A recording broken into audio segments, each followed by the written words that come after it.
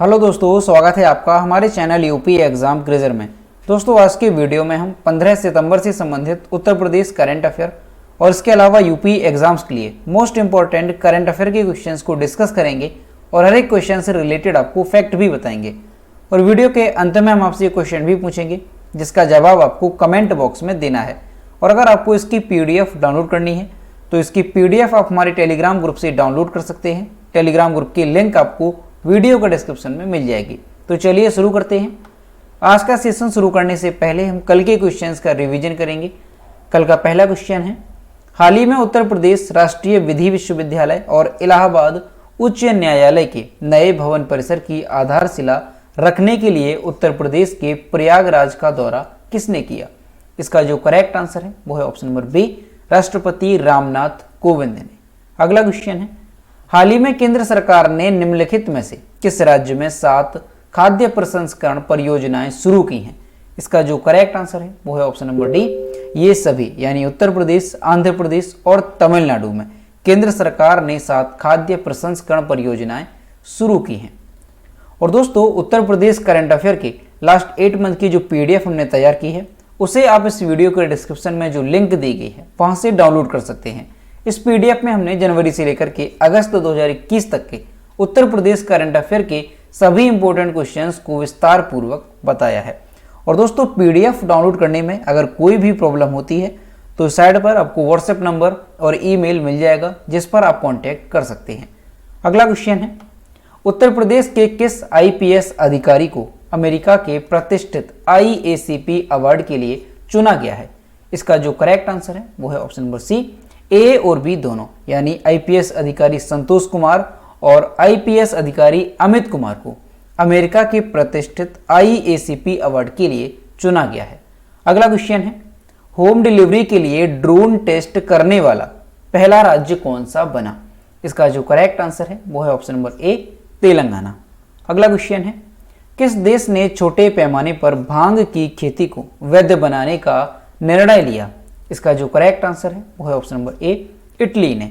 अगला क्वेश्चन है, एशियाई ओलंपिक परिषद का कार्यकारी अध्यक्ष निम्न में से किसे नियुक्त किया गया?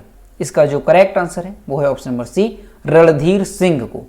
अगला क्वेश्चन है, किचनवेयर ब्रांड वंडर सेफ ने किसे अपना ब्रांड एम्बेसडर नियुक्त किया? इसका जो करेक्ट आंसर है वो है ऑप्शन नंबर बी, अभिनेत्री कृति सेनन को। अगला क्वेश्चन है, किस राज्य में रिन्यू पावर से 250 मेगावाट की सौर परियोजना शुरू की गई? इसका जो करेक्ट आंसर है वो है ऑप्शन नंबर सी, राजस्थान। अगला क्वेश्चन है, US ओपन में नोवाक जोकोविच को हराकर निम्न में से किसने यह खिताब अपने नाम कर लिया है? इसका जो करेक्ट आंसर है वो है option number D, Daniil Medvedev ने। अब दोस्तों शुरू करते हैं आज का सेशन। आज का पहला क्वेश्चन है, हाल ही में यूपी के एटा जिले में पुरातत्व विभाग को कितने साल पुराने मंदिर के अवशेष मिले?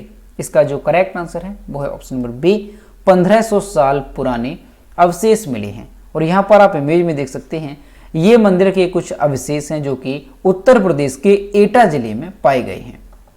यूपी के एटा जिले के बिलसड़ गांव में नियमित सफाई के दौरान भारतीय पुरातत्व सर्वेक्षण विभाग को 1500 साल पुराने मंदिर के अवशेष मिले हैं। इस मंदिर को 5वीं शताब्दी के गुप्त काल का बताया जा रहा है। खुदाई में मिली मंदिर के अवशेष में सांख्य लिपि का प्रयोग किया गया है जिसमें महेंद्रादित्य के नाम का जिक्र आता है।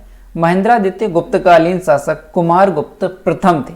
कुमारगुप्त प्रथम ने 5वीं शताब्दी में 40 साल तक राज किया था।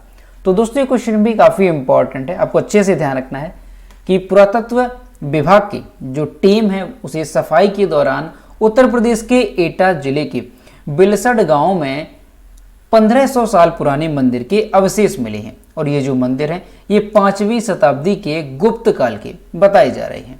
और दोस्तों ये जो मंदिर के अवशेष हैं इसमें सांख्य लिपि का प्रयोग किया गया है जिसमें महेंद्रादित्य के नाम का जिक्र आता है। और महेंद्रादित्य कौन थे?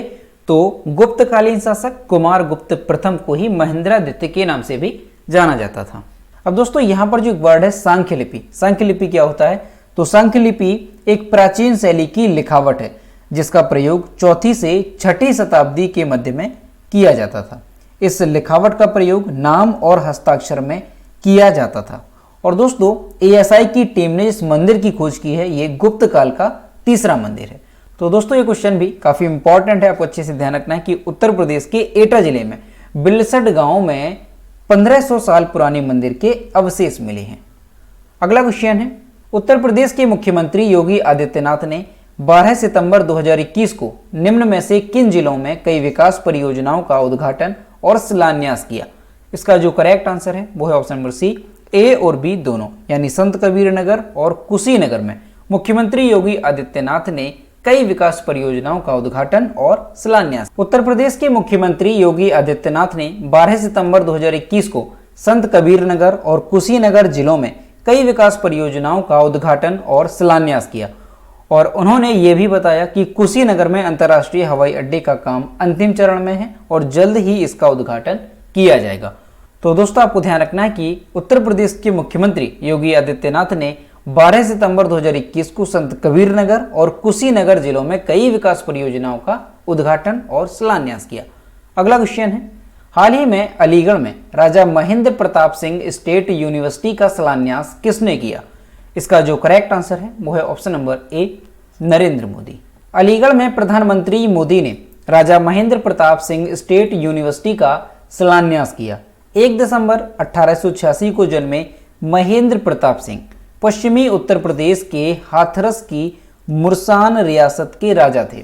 जाट परिवार से ताल्लुक रखने वाले राजा महेंद्र प्रताप सिंह की गिनती अपने क्षेत्र के पढ़े लिखे लोगों में होती थी। उनका विवाह जिंद रियासत की बलवीर कौर से हुआ था। उनकी बारात के लिए हाथरस से संगरूर के बीच 2 विशेष ट्रेनें चलाई गई थी। तो दोस्तों आपको ध्यान रखना है कि अभी हाल ही में प्रधानमंत्री नरेंद्र मोदी ने उत्तर प्रदेश के अलीगढ़ में राजा महेंद्र प्रताप सिंह स्टेट यूनिवर्सिटी का शिलान्यास किया। अब दोस्तों ये जो यूनिवर्सिटी है ये राजा महेंद्र प्रताप सिंह के नाम पर बनाई जाएगी। तो राजा महेंद्र प्रताप सिंह कौन थे, थोड़ा इनके बारे में जानते हैं। तो इनका जन्म जो है वो 1886 में हुआ था और ये जो राजा महेंद्र प्रताप सिंह थे ये पश्चिमी उत्तर प्रदेश के हाथरस की मुरसान रियासत के राजा थे। इसे भी आपको ध्यान में लेकर चलना है कि जो ये राजा थे ये किस रियासत के राजा थे, तो हाथरस की मुरसान रियासत के ये राजा थे। और दोस्तों ये जो राजा महेंद्र प्रताप सिंह थे इनका विवाह जिंद रियासत की बलवीर कौर से हुआ था। किससे हुआ था? बलवीर कौर से। और एक विशेष बात यहाँ पर यह है कि इनकी बारात के लिए हाथरस से संगरूर के बीच 2 विशेष ट्रेनें चलाई गई थी। तो इसको भी आपको ध्यान में रखना है। और दोस्तों ये जो राजा महेंद्र प्रताप सिंह थे इनसे संबंधित एक बात और भी आपको ध्यान में रखनी है कि 1957 के आम चुनाव में राजा महेंद्र प्रताप सिंह ने अटल बिहारी वाजपेयी को हराया था। तो इस वजह से ये काफी ज्यादा उस समय चर्चा में रहे थे। और दोस्तों जो राजा महेंद्र प्रताप सिंह थे इन्होंने किस लोकसभा सीट से चुनाव लड़ा था? तो आपको ध्यान रखना है मथुरा लोकसभा सीट से इन्होंने चुनाव लड़ा था। कौन सी सीट थी? तो ध्यान रखना है मथुरा लोकसभा सीट से इन्होंने चुनाव लड़ा था। और दोस्तों जो राजा महेंद्र प्रताप सिंह थे इन्होंने अलीगढ़ मुस्लिम यूनिवर्सिटी से पढ़ाई की थी, लेकिन जब ये वहां पर पढ़ते थे तब इस यूनिवर्सिटी को Mohammedan Anglo oriental collegiate school कहा जाता था। यानी अभी इसका जो नाम है अलीगढ़ मुस्लिम यूनिवर्सिटी है, लेकिन जब ये पढ़ते थे उस समय उसका नाम क्या था? तो ध्यान में रखना है Mohammedan Anglo oriental collegiate school उसे कहा जाता था। तो दोस्तों आपको ध्यान रखना है कि राजा महेंद्र प्रताप सिंह के नाम पर जो यूनिवर्सिटी बनाई जा रही है वो कहां पर बनाई जा रही है? तो उत्तर प्रदेश के अलीगढ़ में ये बनाई जा रही है। और यहां पर आप इमेज में देख सकते हैं ये थे राजा महेंद्र प्रताप सिंह। अगला क्वेश्चन है, हाल ही में किस देश ने ऐलान किया है कि वह अफगानिस्तान को 6.4 करोड़ डॉलर की मानवीय सहायता भेजेगा? इसका जो करेक्ट आंसर है वो है option number B, America. America ने अफगानिस्तान के लोगों की आर्थिक मदद करने की घोषणा की है। अमेरिका ने ऐलान किया है कि वह अफगानिस्तान को 6.4 करोड़ डॉलर यानी 470 करोड़ रुपए की मानवीय सहायता भेजेगा। तालिबान के कब्जे के बाद अफगानिस्तान अब भुखमरी की ओर बढ़ रहा है। तो दोस्तों आपको ध्यान रखना है कि अफगानिस्तान के लोगों की आर्थिक मदद करने के लिए जो अमेरिका देश है वो 6.4 करोड़ डॉलर यानी करीब 470 करोड़ रुपए की मानवीय सहायता भेजेगा। अब यहां पर अमेरिका की बात है तो अमेरिका की कैपिटल क्या है? तो वॉशिंगटन डीसी अमेरिका की कैपिटल है। अमेरिका के राष्ट्रपति कौन है? तो जो बाइडेन वर्तमान में अमेरिका के राष्ट्रपति हैं। अमेरिका की मुद्रा क्या है? तो अमेरिकी डॉलर अमेरिका की मुद्रा है। अगला क्वेश्चन है, हिंदी दिवस निम्न में से किस दिन मनाया जाता है? इसका जो करेक्ट आंसर है वो है ऑप्शन नंबर ए, 14 सितंबर को। देश भर में 14 सितंबर को हिंदी दिवस के रूप में मनाया जाता है। यह दिन हिंदी भाषा की महत्वता और उसकी नितांत आवश्यकता को याद दिलाता है। साल 1949 में 14 सितंबर के दिन ही हिंदी को राजभाषा का दर्जा मिला था, जिसके बाद से अब तक हर साल यह दिन हिंदी दिवस के तौर पर मनाया जाता है। एक रिपोर्ट के अनुसार विश्व भर में लगभग 54 करोड़ लोग हिंदी भाषा बोलते हैं और पढ़ते भी हैं। भारत के अतिरिक्त भी ऐसे कई देश हैं जहां पर हिंदी बोली और समझी जाती है। तो दोस्तों आपको ध्यान रखना है कि देश भर में हिंदी दिवस कब मनाया जाता है? तो 14 सितंबर को। और दोस्तों 14 सितंबर को ही हिंदी दिवस क्यों मनाया जाता है?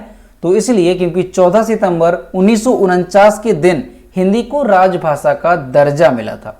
इस वजह से 14 सितंबर को हर वर्ष हिंदी दिवस मनाया जाता है। अगला क्वेश्चन है, निम्न में से किस देश ने आगे बनने वाले सभी नए घरों में ईवी चार्जिंग की सुविधा देने वाले घरों के निर्माण की घोषणा की है? इसका जो करेक्ट आंसर है वो है option number C, England. England ने आगे बनने वाले सभी नए घरों में ईवी यानी कि इलेक्ट्रिकल व्हीकल चार्जिंग की सुविधा देने वाले घरों के निर्माण की घोषणा की है। इंग्लैंड की सरकार इस तरह की नई व्यवस्था के तहत सभी घरों और ऑफिस के बाहर स्मार्ट चार्जिंग डिवाइस स्थापित कर रही है, जिसमें ऑफ पीक घंटों के दौरान कोई भी वाहन मालिक अपने वाहनों को स्वचालित रूप से चार्ज कर सकते हैं। और दोस्तों इसके अलावा सभी ऑफिस ब्लॉक में भी 5 पार्किंग स्थानों के लिए एक चार्जिंग पॉइंट स्थापित किया जाएगा। और दोस्तों अधिक चार्जिंग पॉइंट स्थापित करने से जो लोगों में विवाद होता है कि कौन पहले चार्ज करेगा, तो इस तरह के विवाद जो है वो भी खत्म किए जाएंगे। और आपको बता दें कि विश्व में इंग्लैंड पहला और एकमात्र ऐसा देश है जो चार्जिंग स्टेशन के लिए इस तरह की पहल कर रहा है। तो दोस्तों आपको ध्यान रखना है कि इंग्लैंड में जो नए घर बनाए जाएंगे तो वहां पर इलेक्ट्रिक व्हीकल यानी ईवी चार्जिंग की सुविधा देने की बात जो है वो इंग्लैंड सरकार ने की है। अगला क्वेश्चन है, हाल ही में किस पूर्व केंद्रीय मंत्री एवं कांग्रेस के वरिष्ठ नेता का 80 वर्ष की उम्र में निधन हो गया? इसका जो करेक्ट आंसर है वो है option number A, Oscar Fernandes. पूर्व केंद्रीय मंत्री और कांग्रेस के वरिष्ठ नेता ऑस्कर फर्नांडिस का 13 सितंबर 2021 को निधन हो गया। वे 80 साल के थे। कर्नाटक के मंगलुरु में ऑस्कर फर्नांडिस ने अंतिम सांस ली। ऑस्कर फर्नांडिस का जन्म 27 मार्च 1941 को कर्नाटक के उडुपी में हुआ था। वे 1980 में कर्नाटक की उडुपी लोकसभा सीट से सांसद चुने गए थे। उसके बाद 1996 तक यहां से लगातार जीतते आए और उन्हें 1998 में कांग्रेस ने राज्यसभा भेज दिया और तब से लेकर के वे राज्यसभा सांसद के तौर पर संसद के सदस्य बने हुए हैं। तो दोस्तों ये क्वेश्चन भी मोस्ट इंपॉर्टेंट है, इसे आपको अच्छे से ध्यान रखना है कि पूर्व केंद्रीय मंत्री और कांग्रेस के वरिष्ठ नेता ऑस्कर फर्नांडिस का 13 सितंबर को निधन हो गया। अगला क्वेश्चन है, सितंबर 2021 में निम्नलिखित में से कौन औपचारिक रूप से इसरो के साथ समझौता करने वाली पहली निजी कंपनी बन गई है? इसका जो करेक्ट आंसर है वो है option number B, Skyroot Aerospace. Hyderabad स्थित अंतरिक्ष प्रौद्योगिकी स्टार्टअप स्काई रूट एयरोस्पेस इसरो के साथ औपचारिक रूप से समझौता करने वाली पहली निजी कंपनी बन गई है। यह 2022 में लॉन्च से पहले अपने छोटे रॉकेट का परीक्षण करने और योग्यता मापने के लिए अपनी विशेषज्ञता का उपयोग और सुविधाओं का प्रयोग करेगा। फ्रेमवर्क समझौता कंपनी को विभिन्न इसरो केंद्रों पर कई परीक्षण और सुविधाओं के प्रयोग की अनुमति देगा। तो दोस्तों आपको ध्यान रखना है कि जो अंतरिक्ष प्रौद्योगिकी स्टार्टअप स्काई रूट एयरोस्पेस है, ये इसरो के साथ औपचारिक रूप से समझौता करने वाली पहली निजी कंपनी बन गई है।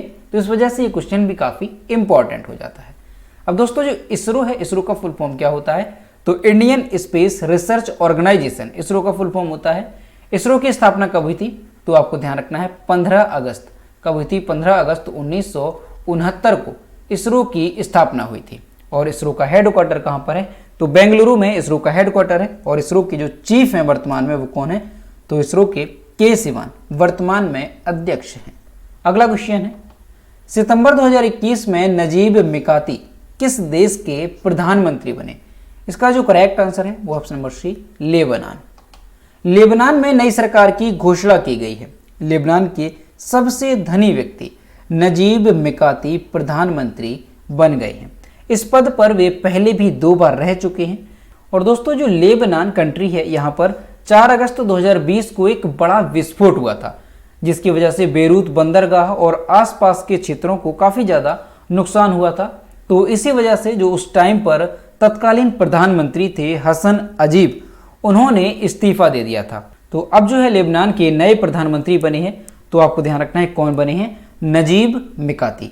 अब दोस्तों लेबनान की अगर बात करें तो लेबनान की कैपिटल क्या है, तो बेरूत लेबनान की कैपिटल है। लेबनान की मुद्रा क्या है, तो लेबनीज पाउंड लेबनान की मुद्रा है। और लेबनान के प्रधानमंत्री कौन बन गए हैं, तो नजीब मिकाती लेबनान के नए प्रधानमंत्री बन गए हैं। अगला क्वेश्चन है, इटालियन ग्रैंड प्रिक्स 2021 का खिताब किसने जीता? इसका जो करेक्ट आंसर है वो है ऑप्शन नंबर सी, डेनियल रिचार्डो। और यहाँ पर आप इमेज में देख सकते हैं, यह है डेनियल रिचार्डो जिन्होंने इटालियन ग्रैंड प्रिक्स 2021 का खिताब अपने नाम किया। इटालियन ग्रैंड प्रिक्स 2021 का खिताब मकलॉरेन रेसर डेनियल रिचार्डो ने जीता। और दोस्तों ये जो इटालियन ग्रैंड प्रिक्स है, इसका आयोजन कहाँ पर किया गया था, तो इटली के ऑटोड्रोमो नाजियोनेल मोंजा ट्रैक पर formula 1 Italian grand prix 2021 race आयोजित की गई थी। मैक्लोरेन की जगह 9 साल में पहली जीत है। इस रेस में लैंडो नॉरिस दूसरे स्थान पर और वाल्टेरी बोटास तीसरे स्थान पर रहे। तो आपको ध्यान रखना है कि इटालियन ग्रैंड प्रिक्स 2021 का खिताब किसने जीता है, तो मैक्लोरेन रेसर डेनियल रिचार्डो ने यह खिताब जीता है। तो दोस्तों ये थे 15 सितंबर से संबंधित उत्तर प्रदेश करंट अफेयर और इसके अलावा यूपी एग्जाम्स के लिए मोस्ट इंपॉर्टेंट करंट अफेयर के क्वेश्चन जो कि हमने डिस्कस किए। अब हम देखते हैं कल के वीडियो का क्वेश्चन जो हमने आपसे पूछा था। तो ये है कल के वीडियो का क्वेश्चन जो हमने आपसे पूछा था, हाल ही में सीमा सुरक्षा बल यानी बीएसएफ के नए महानिदेशक के रूप में किसने पदभार संभाला है? इसका जो करेक्ट आंसर था वो ऑप्शन नंबर डी था, पंकज कुमार सिंह। और लगभग सभी स्टूडेंट्स ने इसके सही जवाब किए। और मैं आपसे रोज कहता हूं कि जो भी क्वेश्चन आपसे पूछा जाए तो सभी लोग उसका आंसर जरूर किया करो। तो ये है आज का क्वेश्चन, हाल ही में गुजरात के नए मुख्यमंत्री के रूप में किसे चुना गया? ऑप्शन नंबर ए है नितिन भाई पटेल, बी है भूपेंद्र पटेल, सी है महेश कुमार और डी है गणपत सिंह। तो इसका जो भी करेक्ट आंसर है वो आपको कमेंट बॉक्स में बताना है। तो दोस्तों अगर आपको आज का वीडियो पसंद आया हो तो वीडियो को लाइक करें, शेयर करें और अगर चैनल पर नए हैं तो चैनल को सब्सक्राइब करना ना भूलें। साथ ही बेल आइकन को भी प्रेस करें ताकि टाइम टू टाइम नोटिफिकेशन आप तक पहुंचता रहे। तो मिलते हैं नेक्स्ट वीडियो में। Thank you.